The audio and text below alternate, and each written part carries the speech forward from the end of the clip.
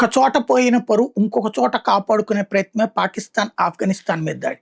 గత వారం 10 రోజుల్లో లేదా గత నెల, 2 నెలల్లో తెహ్రీక్-ఈ తాలిబాన్ పాకిస్తానోళ్ళు ఏమన్నా పాకిస్తాన్ మీద దాడి చేశారా? లేదు.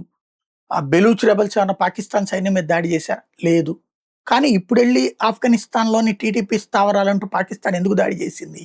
అంటే ప్రపంచం ముందు పరువు పోతోంది. ఇరాన్, అమెరికా, ఇజ్రాయెల్ మధ్యన మధ్యవర్తిత్వం కల్పించి చేసే దేశం కిందన పాకిస్తాన్ గొప్పగా చెప్పుకుంది. తీరా చూస్తే అదో పనికిమాలిన దేశం అని తేలిపోయింది. 2 సార్లు చర్చలు కూడా ఇదో పోస్ట్ మెన్ లాగా వాళ్ళిచ్చిన కాగితం తీసుకెళ్ళి వీళ్ళకివ్వడం, వీళ్ళిచ్చిన కాగితం తీసుకెళ్ళి వాళ్ళకివ్వడం తప్పించి దేనికి పనికిరాని సన్నాసి దేశం అని తేలిపోయింది. పాకిస్తాన్ నమ్మదగ్గ మిత్రుడు కాదని ఇరాన్ కూడా తేల్చి చెప్పింది. ముస్లిం దేశాల్లో ఇప్పుడు అదొక హీరో ఇరాన్.